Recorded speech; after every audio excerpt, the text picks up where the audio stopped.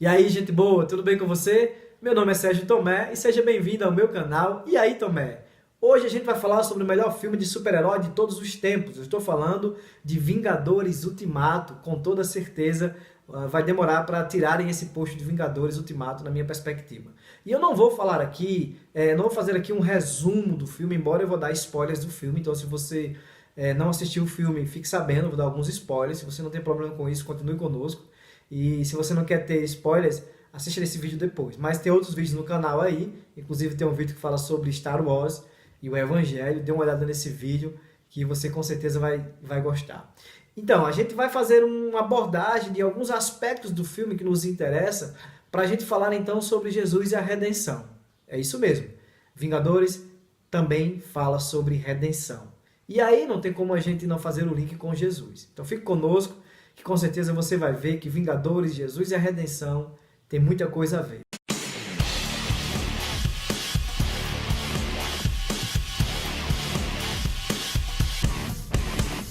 Vingadores Ultimato é o 22º filme de uma saga, vamos dizer assim, que começa 10 anos antes com o filme Homem de Ferro, e tudo vai convergir, todos os filmes da Marvel, do universo Marvel, vai convergir para esse filme Vingadores Ultimato. Então é uma sequência de história que se complementa e se finaliza em Vingadores Ultimato. Mas se você não assistiu nenhum dos outros 21 filmes, e na verdade você nem assistiu Vingadores Ultimato, não tem problema.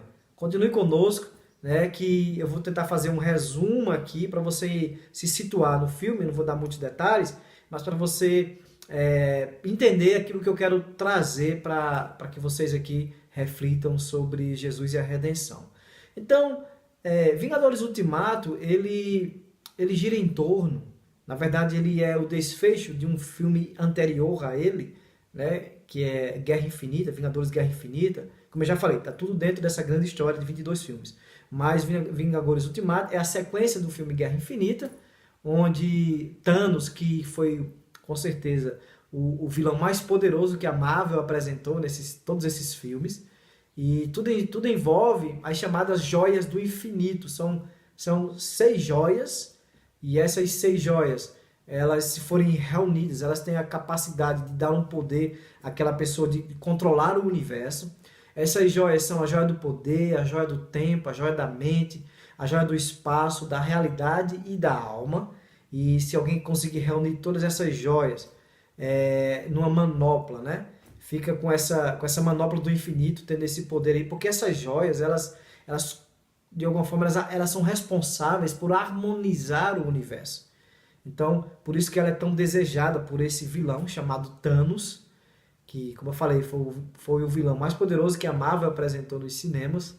E a proposta dele, a ideia dele, ele diz que o universo está em desequilíbrio, e para que ele consiga manter então esse equilíbrio do universo, ele entende que ele pode fazer isso matando, né, destruindo metade da vida no universo. Então a ideia dele é pegar essas joias para assim poder destruir metade da vida, né, no planeta, no caso do planeta Terra, e para assim então dar um equilíbrio à Terra, nesse caso. E o filme gira em torno disso, Guerra Infinita. E no final do filme, Guerra Infinita, Thanos consegue obter as 6 joias, consegue então obter todo esse poder que as joias dá a quem a possui, e no final aí o Thor quase o impede de fazer isso, né? Essa cena que estou mostrando para vocês, Thor quase impede aí, ele dá um golpe com o seu martelo em Thanos, mas mesmo assim Thanos consegue dar um estalo, e esse estalo de Thanos, de fato, ele dizima, ele torna as pessoas em pó, metade da vida no planeta se esvai, transforma-se em pó. Então, de fato, o filme Guerra Infinita, ele termina com essa melancolia, né? Com essa desesperança, porque boa parte dos super-heróis do filme, eles viraram pó. Então, eles desapareceram, eles morreram. Então, no final da Guerra Infinita, Thanos de fato sai vitorioso. Thor sai derrotado, é claro. Então é assim que termina o Guerra Infinita. Thanos conseguindo o que ele queria, que era dizimar metade da vida no planeta. O filme Vingadores Ultimato tem duração de 3 horas. É um filme que, se você assistir o Guerra Infinita, você vai ver que é de fato uma continuação. Logo no começo do filme a gente vê aí as consequências do estalo de Thanos, como afetou as pessoas, como os Vingadores estão tristes, melancólicos, desesperançosos.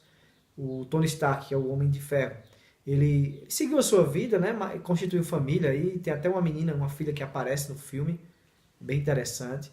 E ainda no primeiro ato, os Vingadores, os que sobraram, eles vão em busca de Thanos, porque Thanos usou as Joias do Infinito e por causa dessa energia que ela libera, eles conseguem identificar onde Thanos está. A Capitã Marvel também vai com eles. Eles facilmente dominam Thanos e descobrem, porque Thanos diz que usou as joias porque havia destruído as joias, já que ele tinha cumprido seus propósitos. E é claro, os Vingadores aí ficam, né, boquiabertos, porque fica então difícil, né, ou quase impossível de reverter a situação. E Thor, de maneira abrupta, mata Thanos, decepa a cabeça de Thanos. E fica a grande pergunta, como então eles vão trazer aqueles mortos à vida? E por incrível que pareça, um rato, né, um rato mesmo, é responsável por acidentalmente trazer o Homem-Formiga, que estava preso no Reino Quântico, já que no Homem-Formiga 2 ele ficou preso lá, né, por causa justamente do estalo de Thanos. As pessoas que iam trazer ele de volta desapareceram, morreram também. E o Homem-Formiga então dá a ideia deles usarem o Reino Quântico para voltar ao tempo, ou voltar no tempo, e recuperar as joias do infinito antes de Thanos pegar. Então essa é a grande ideia. E eles convencem Tony Stark, depois de um tempo, né, de ajudá-los nessa empreitada. E Tony, de fato, é alguém extremamente importante nisso aí. Ele é muito inteligente, ele desenvolve essa possibilidade. E eles, então, dividem os super-heróis, os que estavam vivos, em 3 grupos, para eles irem em 3 situações diferentes para recuperarem ou para pegarem essas 6 joias do infinito. E eles voltam no tempo.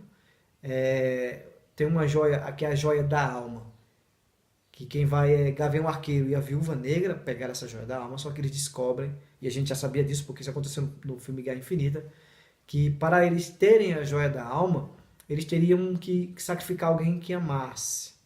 É uma alma por uma alma. E depois de uma luta entre Gavião Arqueiro e Viúva Negra, inclusive a motivação do Gavião Arqueiro de se sacrificar é uma motivação baseada na culpa dele, né? Deixa claro isso. E depois de uma luta entre eles dois, a Viúva Negra, enfim, a Viúva Negra ela se sacrifica, ela se joga, se solta, se sacrifica para que o Gavião Arqueiro então conquiste a Joia da Alma. Os Vingadores então conseguem recuperar as Joias do Infinito, vêm para o presente, mas isso também teve um detalhe, que Thanos descobriu os planos dos Vingadores por causa de Nebulosa.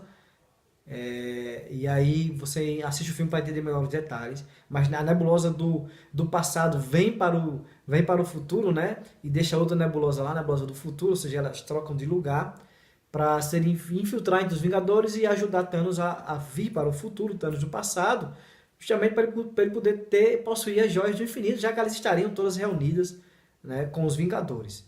E isso é o que vai acontecer. Mas antes de acontecer isso, de Thanos vir para o presente, no caso, já estava no presente, Hulk se voluntaria para possuir as joias e dar o estalo, porque não é qualquer ser humano, na verdade, nenhum ser humano suportaria o poder das joias, né?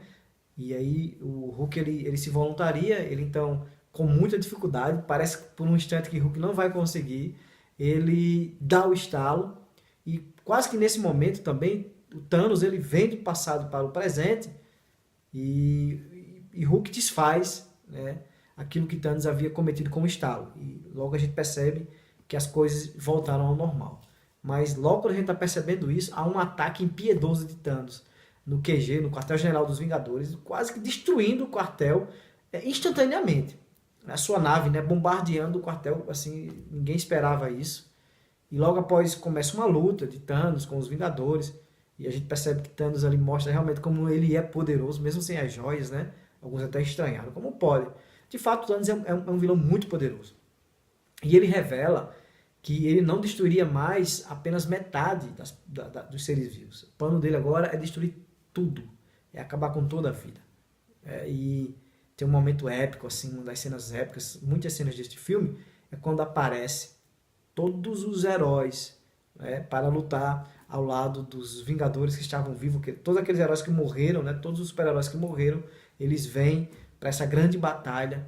E no final dessa batalha, quando Thanos recupera todas as joias e vai dar o estalo, e ele diz a sua frase tão repetida, né, nos filmes, eu sou inevitável. E quando ele diz essa frase, eu sou inevitável, e dá o estalo, ele percebe que ele não está com as joias na manopla, que é a manopla, é uma espécie de luva, né? As joias estão. E ele percebe que não está. E quando ele olha, quem está com as joias? O Homem de Ferro, Tony Stark. E Tony Stark olha para ele, né, e diz, eu sou o Homem de Ferro. E dá o estalo. E quando ele dá o estalo, de fato ele torna em cinza, torna em pó todo o exército de Thanos e, por último, o próprio Thanos. Mas isso aconteceu por causa do sacrifício de Tony Stark, do Homem de Ferro. Ele sabia que o que ele estava fazendo, prestes a fazer, acarretaria em sua morte. Era um alto sacrifício, ele precisava se sacrificar. E isso é um final interessante para o Tony Stark, quando você assiste os filmes do Homem de Ferro, né, percebe a certa soberba dele, assim, e ele termina assim, de uma forma bem redentiva, se sacrificando para dar a vida, para salvar as pessoas. Então, esse é o final de Tony Stark, esse é o final do Homem de Ferro. Auto-sacrifício para salvar vidas, para trazer, para possibilitar a vida no planeta, já que estava ameaçado por Thanos, e, segundo ele, ia destruir toda a vida. Em filme de super-heróis, os heróis nunca morrem no final. E o Vingadores Ultimato é um filme que me chamou a atenção porque não apenas um super-herói morre, mas são dois que morrem. E suas mortes são extremamente altruístas, são mortes necessárias, são mortes sacrificiais, são mortes para reverter a tragédia, são mortes para trazer a vida às pessoas que estão mortas. Então, isso nos chamou a atenção. E um dos diretores, falando sobre a morte do herói no filme, ele diz o seguinte: as pessoas acham que a morte de um herói é uma tragédia horrível, mas achamos que isso é diferente. Sua morte foi capaz de trazer de volta a esperança para salvar metade do universo. Sua morte foi poderosa e significativa. E esse fato me faz lembrar a morte não de um herói qualquer, mas com o mesmo objetivo, o objetivo de reverter uma tragédia, o objetivo de salvar pessoas. E a tragédia não foi cometida por Thanos, a tragédia foi cometida por Adão no Jardim do Éden. A tragédia não matou metade da humanidade, mas a tragédia condenou toda ela. Em Adão, nós somos pecadores, e por causa de Adão, todo o pecado e miséria faz parte da história da humanidade. A Bíblia diz em Romanos capítulo 5, verso 12: portanto, da mesma forma como o pecado entrou no mundo por um homem, e pelo pecado a morte, assim também a morte veio a todos os homens, porque todos pecaram. Adão nos representava no jardim. Seu erro gerou consequências para todos os seres humanos. Nós somos, por natureza, pecadores, somos imperfeitos, somos incapazes de obedecer à lei de Deus perfeitamente e pessoalmente. Nós somos inclinados sobre nós mesmos. Nós somos os nossos próprios reis e senhores de si. Por isso que foi necessário que o próprio Deus intervisse na história. Porque se deixasse o ser humano seguir o curso natural do seu coração, seguiria para a condenação. Jesus Cristo sempre foi o plano A de Deus. Jesus Cristo sempre foi a solução de Deus para resolver essa grande tragédia da humanidade. Como um roteiro que já, antes de ir para o 7, já tem um final definido, a história da redenção é uma história assim. Antes da fundação do mundo, Deus já havia escrito que Cristo seria a solução para resolver a tragédia do Éden. Alguém precisava trazer redenção ao homem, libertar o homem da sua escravidão. A escravidão dos seus pecados, a escravidão de si mesmo, a escravidão deste mundo. E nenhum homem seria capaz de fazer isso. Nenhum super-herói seria capaz. Nenhuma morte de super-herói, de nenhum ser humano seria capaz de trazer vida à humanidade, de a libertar do seu cativeiro, de a salvar. Absolutamente ninguém seria capaz de reverter a tragédia cometida no jardim do Éden. Nenhuma morte sacrificial seria capaz de fazer isso. Por isso que foi necessário a vinda do segundo Adão, de Jesus Cristo, do Filho de Deus, para fazer aquilo que nós somos incapazes de fazer. Jesus Cristo, de fato, obedeceu à lei perfeitamente e pessoalmente. Ele se fez conforme 2 Coríntios capítulo 5, verso 21 diz: aquele que não conheceu o pecado, ele o fez pecado por nós, para que nele fôssemos feitos justiça de Deus. Ele se fez pecado por nós, todas as nossas transgressões, os nossos pecados, as nossas iniquidades, o castigo que nos traz a paz estava sobre ele. Ele pagou toda a nossa dívida para com Deus, a dívida herdada por causa de Adão. Somente em Cristo nós temos redenção para a nossa alma. Somente nele podemos ser libertos de quem somos. Mas ele também não apenas viveu a nossa vida. Ele não apenas viveu para cumprir a lei, mas ele também morreu, ele se sacrificou no nosso lugar. Ele se fez cordeiro, o cordeiro de Deus que tira o pecado do mundo. Era necessário que ele morresse também, porque o salário do pecado é a morte. Embora ele não tivesse pecado, ele se fez pecado por nós. Mas ele também morreu porque não há remissão de pecados, não há perdão de pecados sem haver derramamento de sangue. Todos os cordeiros imolados durante a antiga aliança apontavam para o Cordeiro de Deus, para o sangue do Cordeiro de Deus, que nos traria perdão, que nos reconciliaria com Deus. Diferente da morte de Viúva Negra, diferente da morte do Homem de Ferro.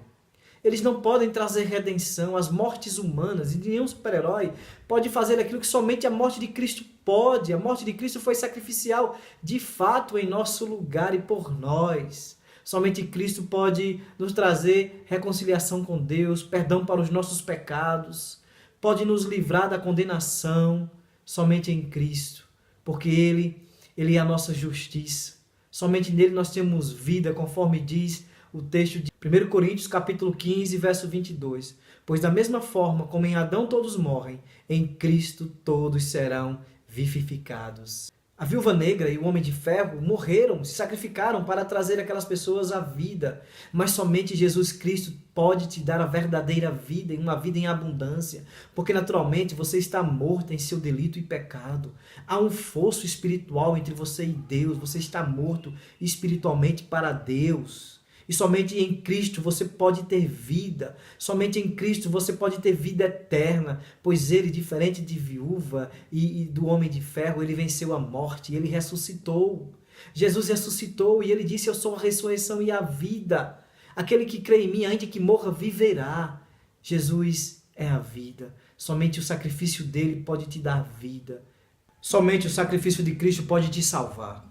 Um dos diretores disse que a morte do herói traz esperança. Mas a morte de Cristo traz muito mais, traz esperança e vida, traz reconciliação com Deus, traz perdão para os seus pecados, traz quitação da sua dívida com Deus, traz alívio para as suas culpas. Jesus um dia voltará e não mais virá como um cordeiro ofertando salvação. Um dia ele virá como um justo juiz. Thanos dizia que ele é inevitável, mas na verdade ele não é. Jesus é inevitável. Um dia todos estarão diante do seu tribunal. Uns serão salvos, aqueles que depositaram sua fé e confiança em Cristo, que abandonaram as suas obras e as suas tentativas de se salvar por si mesmo, serão salvos. Outros serão condenados. Aqueles que não confiaram em Cristo, aqueles que acharam que poderiam se salvar com suas próprias forças, serão condenados. De que lado você estará neste grande dia? Do lado direito, daqueles que Jesus dirá: vinde, benditos do meu Pai, para o reino que eu preparei para vocês antes da fundação do mundo? Ou do lado esquerdo, aqueles que Jesus dirá: aparta-te de mim, malditos, pois eu nunca os conheci. Mas não vá embora antes de se inscrever no canal, clicar nesse sininho que aparece aí para você receber as nossas notificações e ainda dar um like para nos ajudar, beleza?